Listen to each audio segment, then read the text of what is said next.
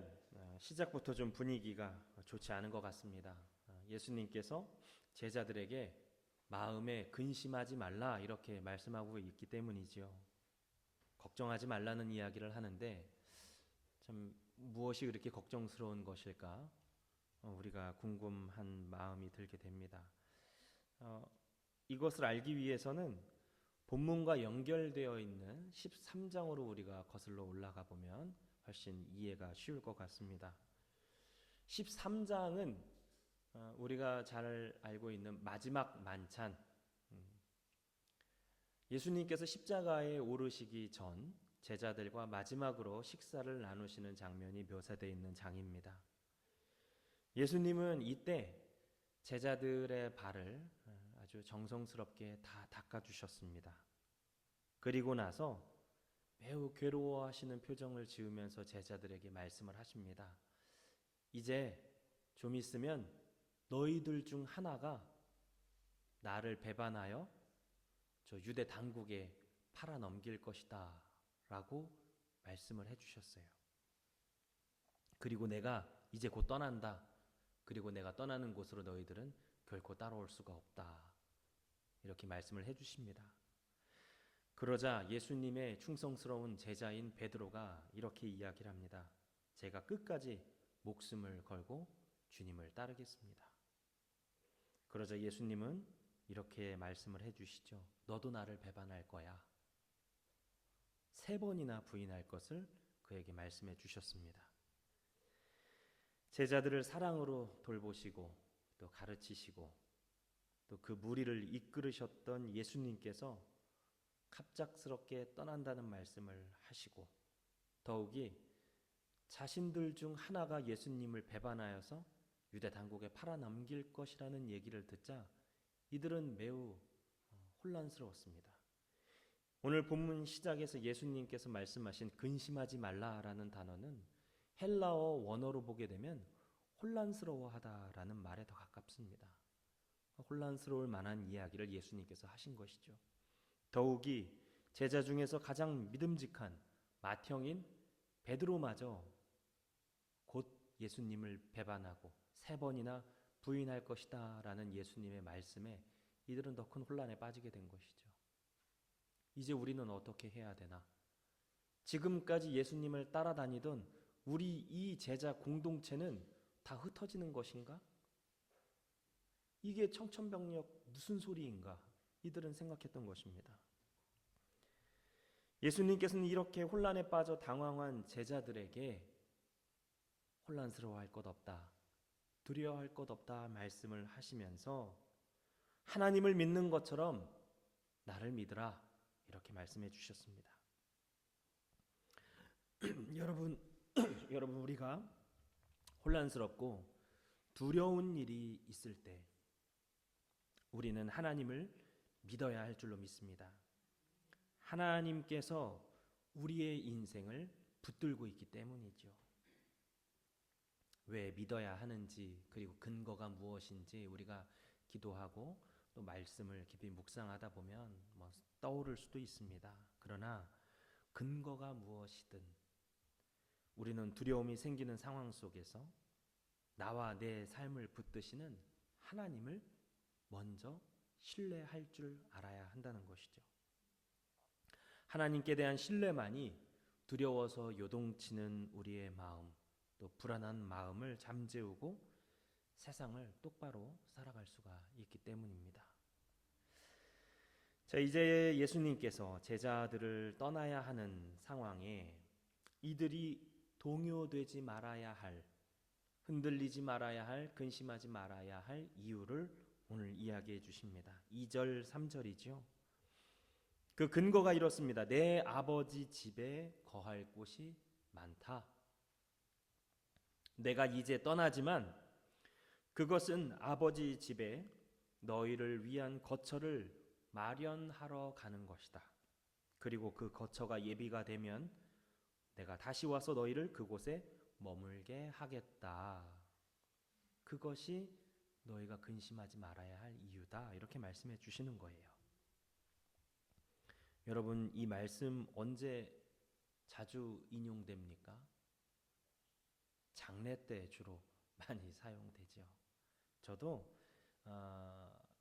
처음에 이제 임종 예배 때, 임종 예배라고 하는 것은 이제 보통 우리 예배가 예식이 장례 예식이 임종, 그다음에 입관, 그다음에 이제 발인, 그리고 화장이 없으면 이제 유해 안치, 뭐 이제 이런 순서로 화장이 있을 때 화장 예식, 그다음에 납골에 모실 때 유해 안치, 그리고 화장이 없으면 바로 그냥 하관 예배, 하관 예식을 드리게 되죠.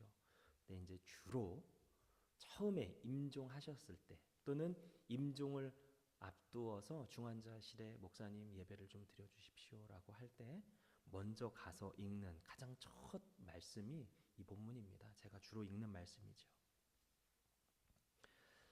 표면적인 이해를 갖고 읽어보면 이제 죽음을 맞이한 고인이 예수님께서 먼저 예비해 두신 하나님 나라, 아버지의 집을 예비해 놓으셨기 때문에 이제 고인이 그 아버지의 집, 하나님께서 예비해 두신 그 집으로 들려 올라갔다라는 것을 우리가 알려주기 위해서 이 말씀을 주로 읽습니다.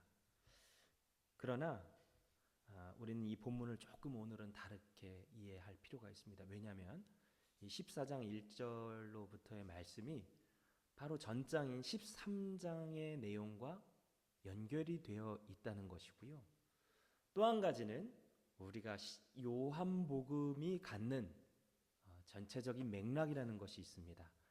그리고 오늘 14장으로부터 시작해서 14장, 15장, 16장에 이르기까지 성령에 대한 이야기를 예수님께서 연달아서 하실 것이기 때문이죠. 그래서 이런 전체적인 요한복음의 흐름과 문맥적인 맥락을 생각해 봤을 때 우리는 오늘 본문의 말씀에서 아버지의 집에 대한 이해를 조금은 다르게 해볼 필요가 있다는 얘기입니다. 먼저 이 아버지의 집을 이해하려면 우리는 요한복음 2장 13절로 다시 한번 거슬러 올라가야 할 필요가 있습니다. 요한복음 2장 13절의 내용은 예수님께서 예루살렘 성전으로 들어가시는 장면이 나옵니다. 성전에서 제사에 사용되는 동물들을 사고 파는 이 모습을 예수님께서는 보시죠. 또 환전하는 모습들을 보시게 됩니다. 그리고는 예수님은 호통을 치시며 그 상들을 환전하는 그 상인들의 상과 동물을 사고 파는 그 테이블들을 다 뒤집어 엎어버리셨어요. 그 당시 이 유대인들이 바라볼 때는 정말 놀라운 일입니다. 이 교회에 어떤 남자가 난입해서 헌금통을 다 뒤집어 엎어버리는 거예요. 이 앞에 있는 성찬상도 다 뒤집어 엎어버리는 거예요. 누군가 그랬다라고 생각해 보십시오. 얼마나 당황스럽겠습니까? 그리고 예수님께서는 이 행위를 하시고 말씀하시길 내 아버지의 집을 장사하는 집으로 만들어 놓지 말라. 즉 하나님이 임재가 있는 이 성전을 너희들의 탐욕의 도구로 채워놓지 말라는 것입니다. 성전을 통해서 하나님을 경험하고 만나야 하는데 그런 것에는 관심이 없고 오히려 제사에 필요한 제물과 성전 입장료에 관심이 온통 쏠려 있는 것이죠. 더욱이 그런 종교적인 현실을 감당할 수 없는 사람들이 하나님께로 나아가지 못하게 하는 요인이 되었던 것입니다. 이것을 보자 유대인들이 말하길 당신이 이렇게까지 하는데 어떤 표적이 있길래 그리하느냐 묻습니다. 쉽게 얘기하면 네가 뭔데 그러냐?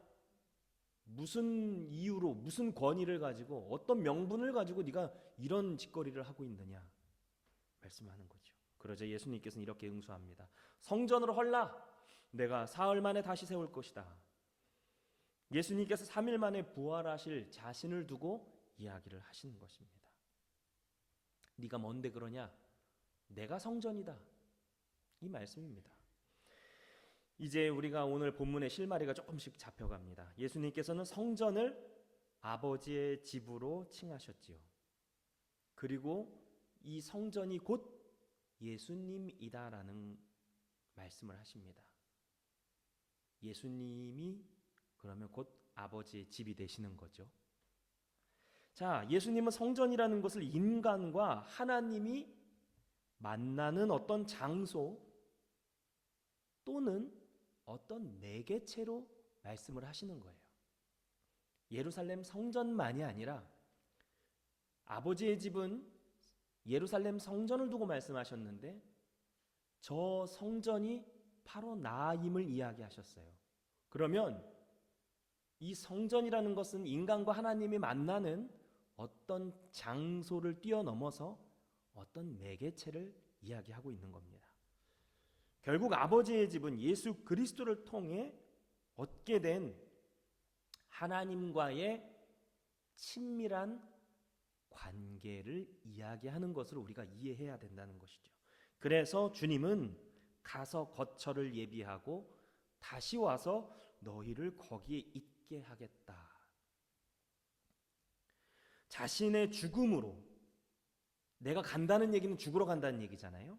내가 죽음으로 하나님과 인간과의 개인적인 만남, 하나님과의 하나됨을 이루는 사명을 내가 완수하겠다. 내가 죽는 것으로, 내가 유월절 어린 양 그 희생 제물이 되어 주므로 내가 그 사명을 완수하고 부활하여서 너희가 그 은혜, 하나님과 하나 되는 은혜를 경험하도록 그 증언을 내가 하겠다라는 거예요. 보여주겠다. 물론 이 말씀을 더 확장시키면 하나님과 우리와의 어떤 관계, 임재를 뛰어넘어서 신앙 공동체가 되는 것입니다. 바로 우리 교회가 되는 거죠.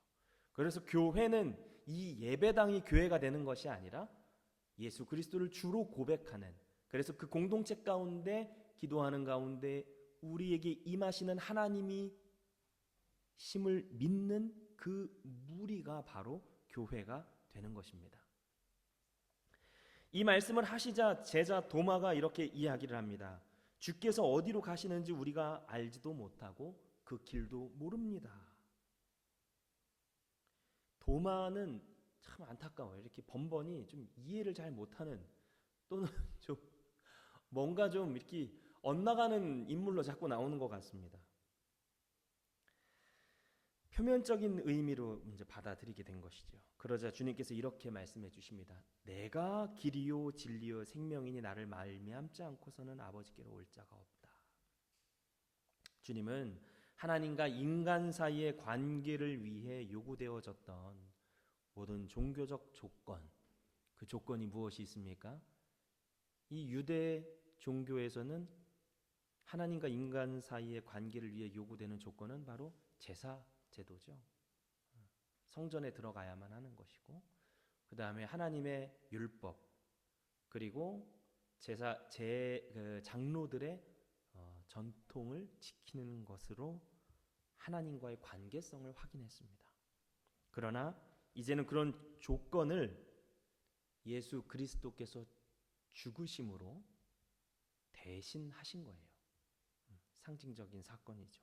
그리고 우리와 하나님과의 관계를 열어놓으신 것입니다. 그러니 예수라는 종교적 조건이 사라진 통로, 그 길을 통해서 하나님께 나아가라는 것이죠. 예수님이라는 종교적 조건이 이제는 새로운 길이 된다는 거예요.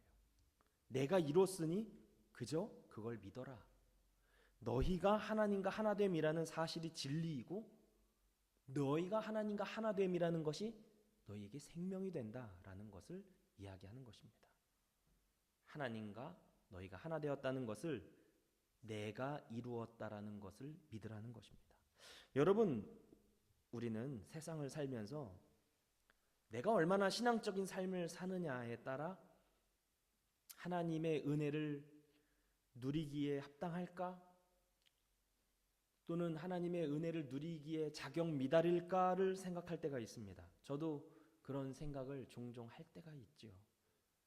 그러나 그것은 여러분 전적으로 우리의 입장에서 가능한 생각입니다.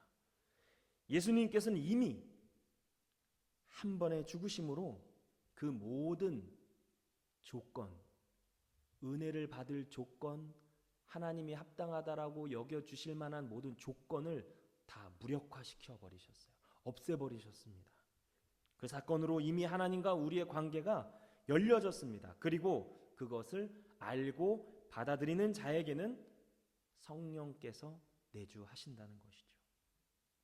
임마누엘, 우리와 함께 하시는 하나님을 경험하는 삶이 되게 하는 것입니다.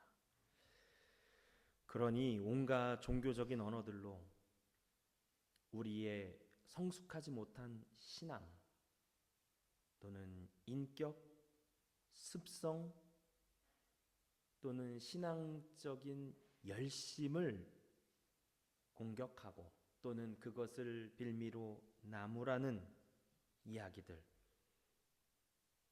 더 좋은 신앙인이 되고 더 좋은 교인이 되라고 부추기는 소리에 너무 많은 신경을 쓰지 않으셔도 된다는 이야기입니다.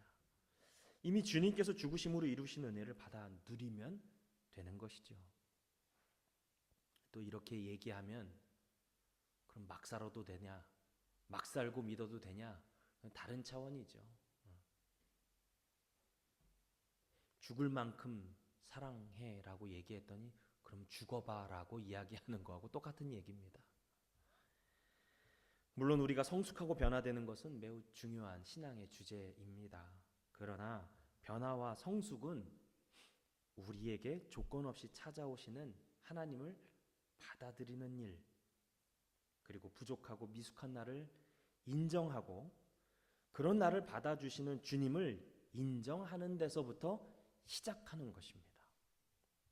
그런데 앞서서 나의 신앙의 상태, 나의 성품, 인격, 신앙적 열심을 따지게 되면 결국에는 나에게 집중할 수밖에 없는 거예요. 내 상태를 보게 되는 겁니다.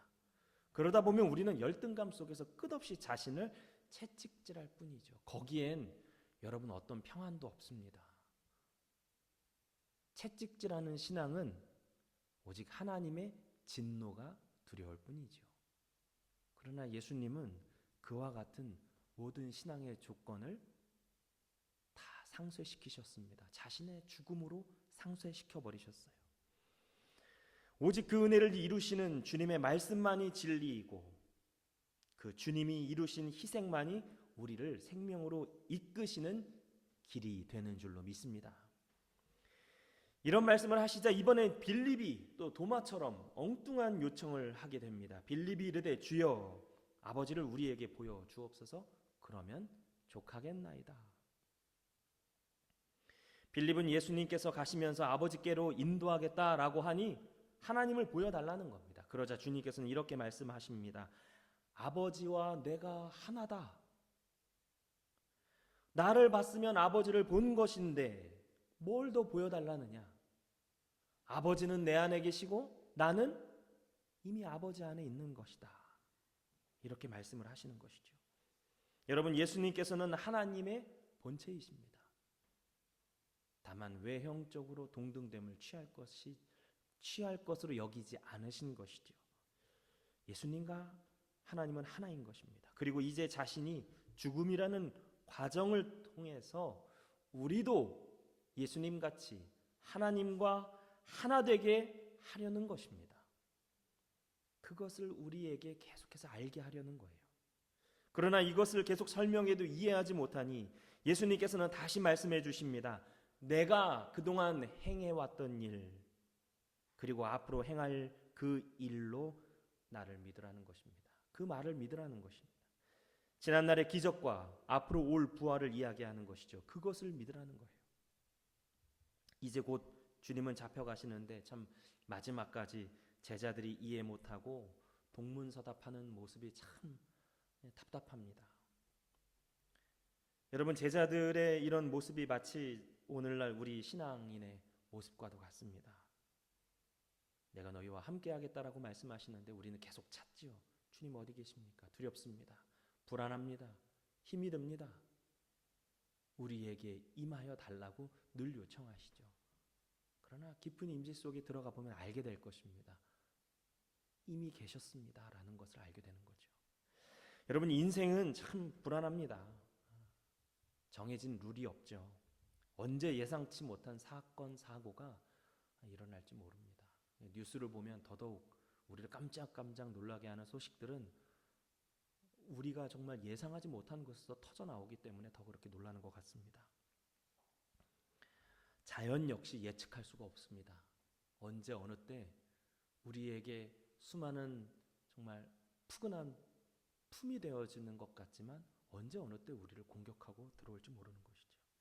여러분, 이 광대한 우주를 한번 보십시오. 그 우주 속에 있는 인간을 또 생각해 보면 얼마나 우리가 먼지와 같은 존재입니까? 지구의 역사를 지구의 시간을, 지구가 살아온 시간을 하루라는 시간으로 환산해 보면 우리 한 사람의 인생, 나라는 인생의 100년의 인생이라고 보면 그 100년이 과연 몇 초나 될까요? 아마 0.0000001초도 안 되는 아주 찰나가 될 것입니다. 그런데 지구의 역사를 하루로 축소해 보는 것을 넘어서 우주의 역사를 하루라는 시간으로 축소해 보십시오. 우리 한 사람의 인생이 지나가는 속도는 시간으로 잴 수 없을 만큼 순간이 될 것입니다. 그런 우주의 광대함 앞에 나라는 인생의 그 찰나를 생각해 볼 때 어떤 마음이 들까요? 하나님이 우리와 같이 이렇게 미약하고 먼지만도 못하고 순간 찰나와 같이 지나가는 인생을 그렇게 들여다보실까? 그런 생각이 들 수도 있죠.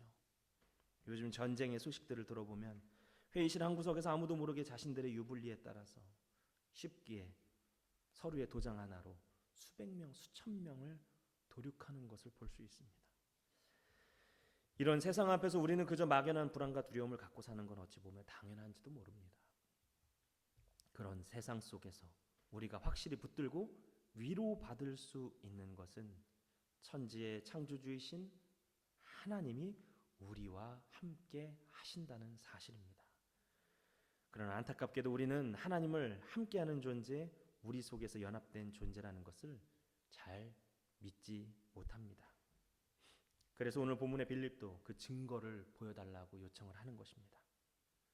주님은 부활을 보고 믿으라고 하시고 또한 그간 행하셨던 기적들과 말씀들을 보고 믿으라고 하십니다. 근데 여러분, 우리가 잘 살펴볼 것이 있습니다. 보라고만 하지 않으셨습니다. 들으라고만 하지 않으십니다. 이미 들었고 보았으니 믿으라는 것입니다. 주님은 이미 우리에게도 말씀을 통해서 또 설교를 통해서 여러 번 들려주십니다. 또한 성찬을 통해서 부활하여 오늘 우리에게 임하시는 주님을 보여주시죠. 그러니 우리는 이미 보았고 들었습니다. 그러니 우리가 해야 할 일은 믿는 것입니다. 중요한 것은 하나님께서 우리와 함께 하심을 믿는 것, 인정하는 것입니다. 내가 인정해내는 것입니다. 오늘 말씀은 분명한 목적이 있습니다. 먼저는 곧 떠나는 예수님께서 혼란스러워하는 제자들을 안심시키는 것입니다. 그리고 더 나아가서는 안심시켜서 어떻게 하시려고 하시는 겁니까? 제자들이 흩어지지 않고 지금까지 예수님께서 해오셨던 사명을 계속해서 감당하기를 바라시는 것이죠. 오히려 하나님과 너희가 하나 되어질 길을 열었으니 이제는 더욱 굳건하게 그 사명을 감당하라고 예수님은 떠나시기 전에 당부하고 계신 것입니다. 12절의 말씀입니다. 나를 믿는 자는 내가 하는 일을 그도 할 것이요 또한 그보다 더 큰 일도 하리니 이는 내가 아버지께로 감이라. 아버지께로 감은 무엇입니까? 너희와 하나님의 관계가 열린다는 것입니다. 너희와 하나님의 관계가 열리게 되면 이제 뒤에 14, 15, 16장에 걸쳐서 계속 말씀하시겠죠. 성령이 오신다는 얘기입니다. 예수님께서 부활하시고 승천하시고 나서 성령이 너희 안에 오실 것이다를 말씀하시죠. 그러니 내가 아버지께로 간다는 것은 성령이 오신다는 말이고 성령이 오시면 내가 하던 것보다 너희가 더 큰 일도 감당할 수 있으리라는 것을 이야기해 주시는 것입니다. 예수님께서는 두려워하는 제자들에게 그 사실을 말씀해 주시는 거죠. 이것은 단순히 하나님께서 내가 떠나가는 대신에 너희와 함께 하실 거야 라는 위로의 말씀에 그치지 않습니다. 하나님이 임재의 구체적인 능력을 주시겠다라고 말씀하시는 거죠. 예수님 안에 계셨던 하나님의 능력이 예수님이 사역을 감당하도록 하였다면 이제는 너희 안에 계시게 되는 하나님께서 그 일을 할 것이요 또한 그보다 내가 했던 것보다 더 큰 일도 감당하게 하실 것이다. 그러니 이것을 믿으면 너희들은 구하라. 내 이름으로 구하라. 그러면 내가 그것을 행하겠다라는 것이 주님의 약속인 것입니다. 여러분, 이것은 단순히 제자 공동체가 위로받으라, 용기를 얻으라는 것이 아닙니다. 예수님께서 지금까지 행하셨던 사역들을 이제 멈추지 말고 연장해 나가라는 것이지요. 예수 그리스도께서는 부활하시고 다시 하나님께로 가지만 대신 성령께서 우리에게 오심으로 인해 예수 그리스도의 삶이 제자들을 통해 이 땅에서 계속해서 연장되기를 바라시는 것입니다. 그리고 2000년이 지난 오늘 이 시대 속에서도 예수 그리스도의 삶이 우리 교회를 통해 연장되는 것입니다. 우리 교회가 이 자리에 서 있는 곳은 이 지역 가운데 예수 그리스도의 삶을 연장하라고 이곳에 세워주신 줄로 믿습니다.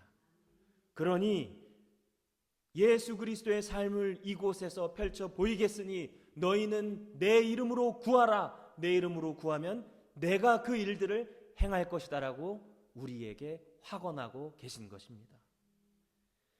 이것은 오늘 이 시대 속의 교회를 향한 사명의 확인이고 격려가 되는 것입니다. 요즘 한국교회를 향한 세상의 시선은 비판을 넘어 무관심의 시대가 되었습니다.